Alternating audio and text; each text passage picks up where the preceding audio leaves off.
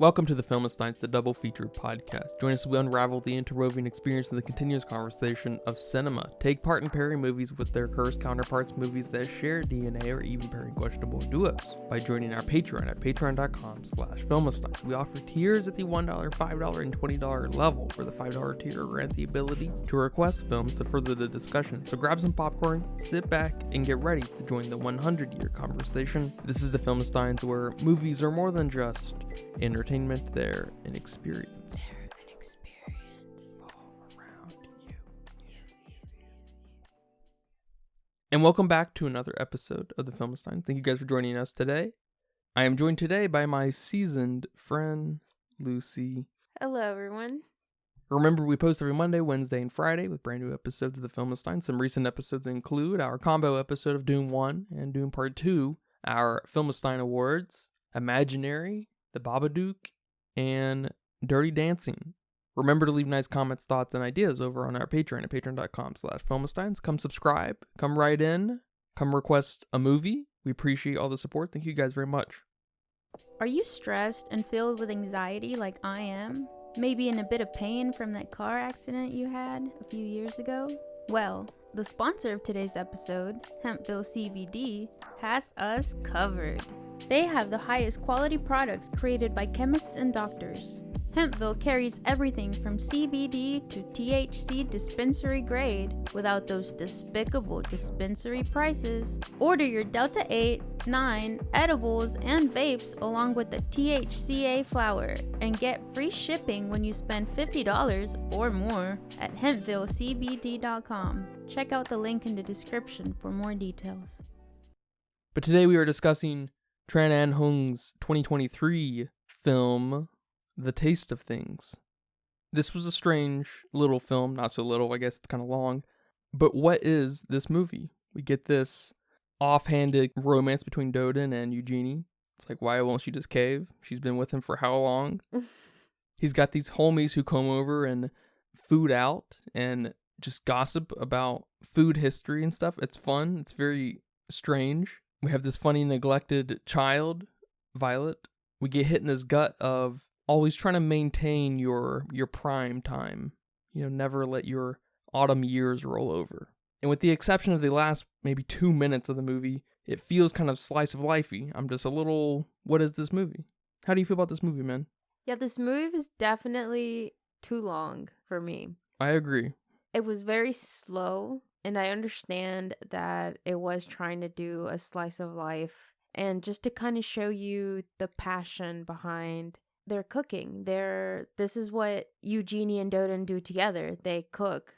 This is what they love to do. They're best friends. They've done this forever, and they absolutely can't spend time without each other doing this. So I get the focus on the food and the tenderness of preparing these plates and preparing the food and whatnot, but man, was it long and just boring. I don't know what other way to say it than boring. I mean, I get it. I understand what's trying to happen here, but I couldn't quite stay focused like I would have liked to in something like Perfect Days, where it's kind of slice of life like that. Although you could say he has a bit more going on maybe with his coworker and a little rough take in his life, but it's still the same kind of vibes, same kind of appreciation of the small things and the things you do together. But Perfect Days just, I don't know, it just flowed better for me. There was enough going on that it didn't feel like one giant scene took 30 minutes. Yeah, and here Yama was much more charming and fun to be around in Perfect Days. Right. But besides the pacing and the slowness, I enjoyed the rest of the film. I thought the cinematography was great. I mean, some of those shots, like I said, felt like they were 30 minutes long. I wouldn't be surprised if some were really long one takes. And I liked a lot of the lighting in this movie. It made it feel old, but it also made it feel warm at the same time. And we talk a lot in the film about her staying in summer, representing her prime time. and just having that being applied to the movie and having all this warmness in the kitchen especially was very nice. It was very nice to see.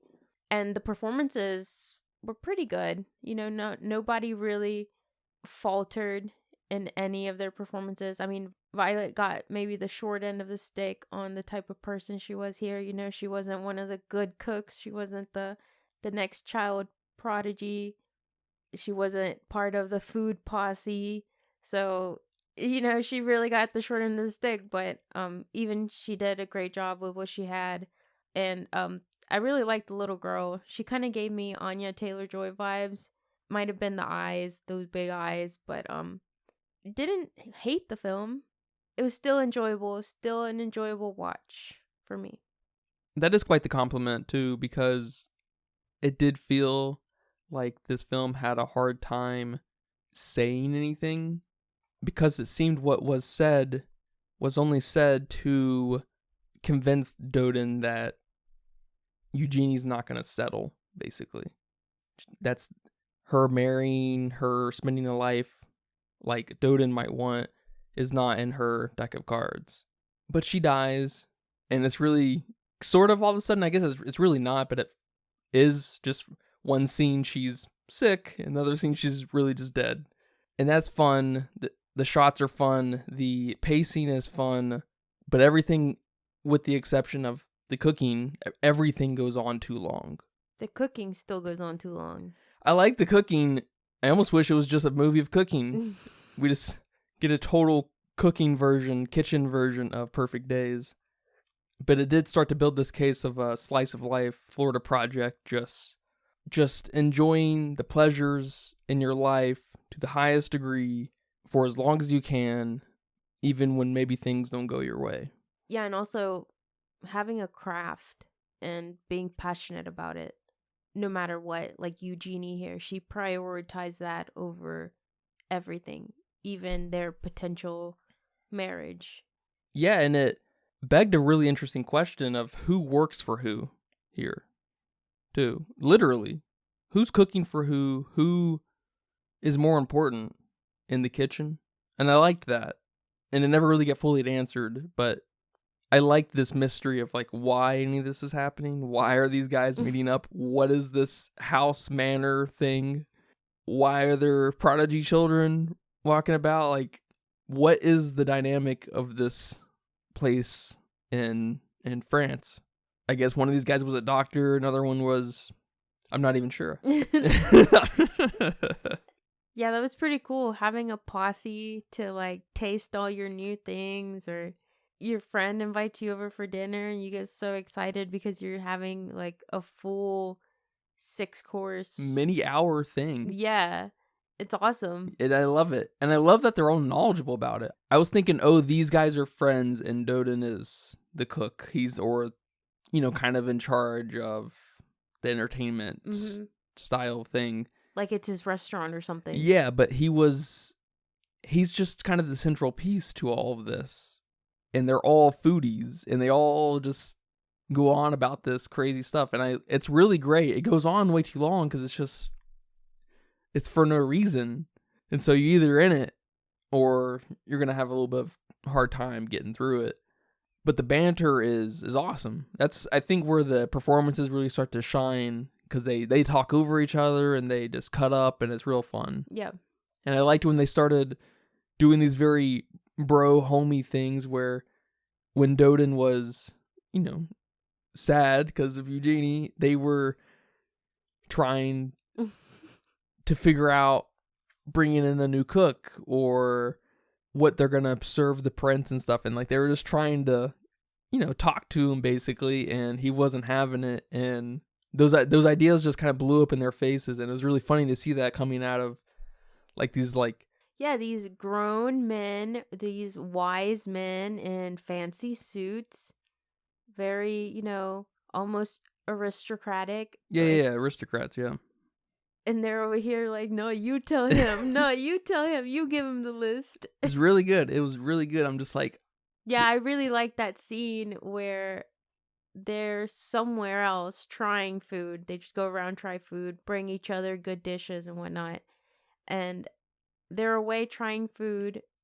It looked like little tiny chickens. I'm not a food person whatsoever, so forgive me. And then everybody covers themselves with this like white cloth, and they're eating under the white cloth. Like it was some secret society ritual. It was such a weird scene, but it was fun.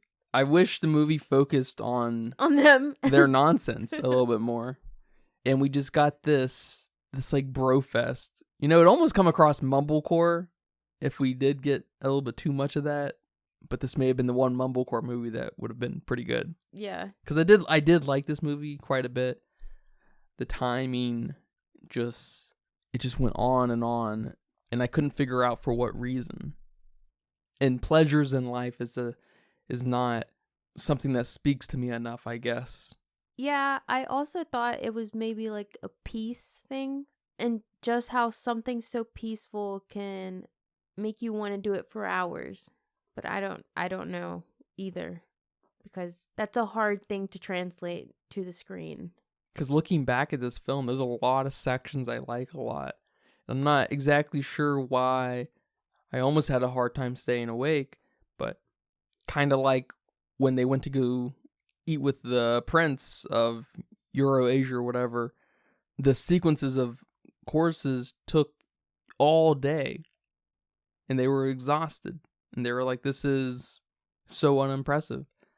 And there was just this really funny story thread that Dodin and Eugénie could outdo the prince's sequences of courses in only just a simple entree, dessert, salad selection. And then I think the entree was like a vegetable stew or something. Mm-hmm. Which is hilarious. I just wish we could have got more of that angle. Because I thought that the snippy kind of gossipy things between really just the boys was really fun. And I'm just like, Eugénie, why don't you just, come on, be for real. You're a little bit too romantic here. You were in your autumn years.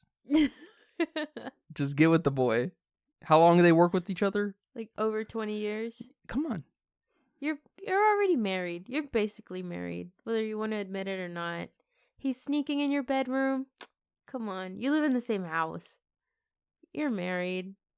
Throw him a bone. Throw him a bone, exactly.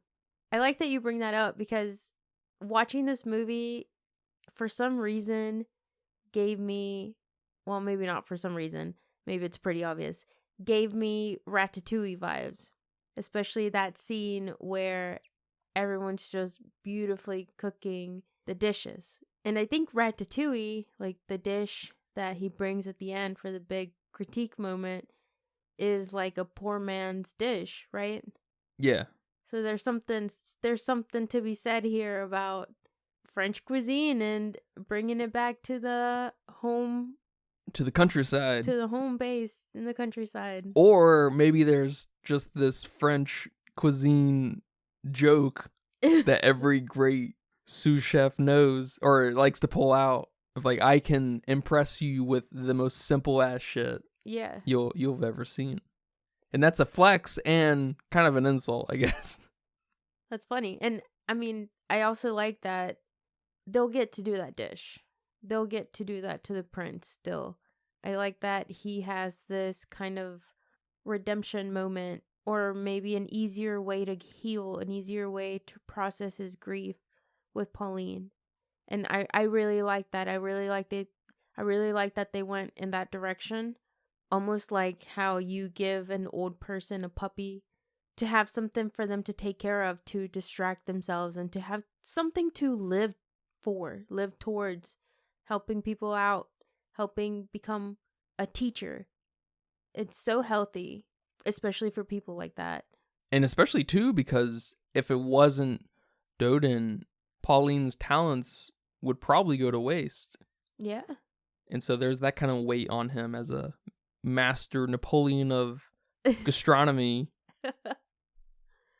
He has this duty to kind of hone in on, potential greats of the world, which is also a good distraction. Yeah, I really love that we went that direction. I wasn't sure where we were going to go.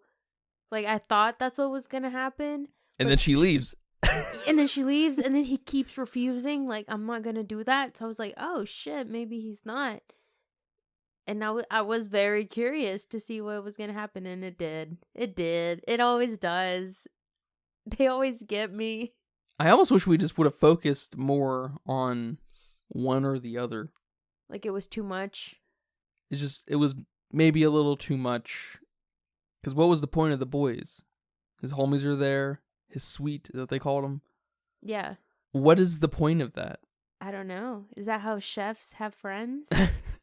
I don't know. The realism, I guess. The authenticity. Yeah. I like Dodin and Eugenie's little flirtatious moment, too, walking in the pasture. Very, almost surrealistic. But Dodin pulls out, I like all the seasons. I know. I was like, damn, dude. It's a player. He is a player. And then she called him a poet. And he's like, I'm not a poet. It's like, then he says something super poetic. It's like, that's exactly what a poet would say. He's good. And that big, beautiful dinner he prepared for her and ended with an awesome looking dessert. Not gonna lie. Not gonna lie. None of the food really looked tasteful to me. Like, I would want to eat it. Nothing looked super appetizing except that dessert. It was like a super crispy crepe almost. Everything looked good. Everything looked good to you? Yeah. Not me. Especially when we started, like, being a little too graphic with the chickens and the claws and whatnot. I was like, you know what? Maybe I don't want to see everything in my food. And the fish. You know, I'm not a big fan of fish. I'm getting there. I'm trying to expand my taste buds. But not everything looked delicious. But that dessert was awesome and had that surprise ring in there. And now I'm thinking, does she just accept to marry him now because she knew she was dying to give him a last final wish? Jesus, that's so sad. How did you feel about what she asked him at the end? When she asked him, am I your wife first or am I your cook first? And he answers, you're my cook. Which we almost didn't get. I think our subtitles went bad at that point. They gave up. They gave up. Yeah, we didn't know what happened. Yeah, is it an ambiguous kind of moment of revealing what these characters are about a little bit more? I thought it was super romantic. We didn't have a lot of romance in this movie. It was very simple. It was very warm and peaceful. It wasn't, in your face, making out, whatever. We love each other till we die kind of romance. It was very best friend romance. Like, this is the person you want to be with. This is your person that you're spending your time with. And I love that she asked him that. And I love that he answered that you're my cook, because that obviously means more to him than a wife. And just kind of brings attention to the word wife and what it means to her and how it absolutely means nothing to her. And I like that this was brought up here in this kind of romance movie, because sometimes people lose sight of that. Don't just be a wife or a husband or whatever. Be their cook, be their other thing. I don't know, whatever you're both passionate about. No, that's really well said, because there's something you see in very romantic chef-oriented people, and it's that pleasure that comes with nourishing people and bringing people a really awesome dish that is just perfectly balanced with all of the accoutrements. And these people are the exact kind of people who are going to worry about the wines pairing with the meats and the foods needing to extinguish each other throughout the night so they don't compete later on with the desserts and stuff.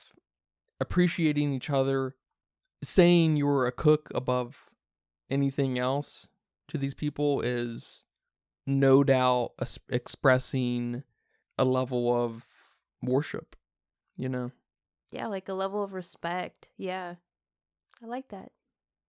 All right, man. Well, thank you for watching this movie with me. I know it was long, but in retrospect, for some reason, it's better than actually watching it. Maybe it's you gotta be feeling this kind of movie. I don't know why 2.5 hour plus movies are hard to get through, but it's that millennial ADHD brain, little brain, excuse me, too. Who has a little brain? You do. Oh, man. But do you have a budget guess for me today? Yeah, my budget guess is $7 million. It doesn't look like this is a debut film. But there wasn't a lot going on here. So I'm not sure. Food's expensive. I don't know how expensive filming food is. It looks expensive, so I have no idea. Well, it says here that it was 6.5 million. No So way. you're right in the pocket. I give it to you. Good job. It's a super beautiful movie. Did they build out this manor? Are they filming on location in a very real place? It's hard to say. Still gonna require some money, but you said it earlier, the lighting and cinematography are just nuts. And I know you even saw it too. There was that one shot when Dodin was preparing Eugenie's sequence of courses. I don't know how to say it, the meal in its entirety. Where there was this like back and forth kind of tracking shot that was angled just like every horror movie. Yes. Jump scare. I was like, that was really weird. That was something clicked. Something went off in my brain. I was like, I'm gonna be jump scared here right now, and it didn't happen. Of course, I thought someone was gonna be behind him. Yeah, for sure. Yep, thought that was really funny. That's how you know how corrupted our mind is. How much stupid horror we watch. I know. But yeah, it went on to make $7.1 million. Okay. There's a good chance it's probably making money. I can't imagine producers and actors trying to chip off too much of this because of, it's a very low-key movie. And it got nominated, right, at the Academy Awards? Yeah, it was actually shortlisted, which I think is the top 10. Okay. Yeah. Very cool. And apparently over on Letterboxd with 43,000 people. Not very many. They came in at a 3.9. Whoa, that's pretty good. I'm not gonna say that's pretty high. I think that's well deserved. I'm not sure what I'm giving it yet. I think I need some time to sit on it. Yeah, I'll let you marinate. Yeah, that number doesn't feel wrong at all. And I think I'm floating around a 3, especially in my mind's eye. This movie is sitting with me quite nicely. It might require just a second watch, really, at some point to kind of sort some things out. But bless Violet and all her dishes. But thank you guys for listening to this episode of the Filmsteins. I hope you guys enjoyed that. Remember, we post every Monday, Wednesday, and Friday over on patreon.com/Filmsteins, Google Podcasts, Apple Podcasts, Spotify, Pandora. And remember to leave nice comments, thoughts, and ideas over on our Patreon. Come request a movie, come subscribe, come write in. We appreciate all the support. Thank you guys very much. But until next time, take care. Bye-bye. Bye-bye. And that's a wrap for today's episode of the Filmsteins. Thanks for tuning in and joining us on our cinematic journey. We hope you enjoyed the discussion and gained some new insights and perspectives on the world of movies. Don't forget to subscribe to our podcast on your favorite platform, especially Patreon at patreon.com/Filmsteins, and follow us on social media for more film-related content. We love hearing from our listeners, so if you have any feedback, suggestions, movie recommendations, or book recommendations, please feel free to reach out to us. Until next time, keep watching, keep loving the magic of movies. This is the Filmsteins, signing off.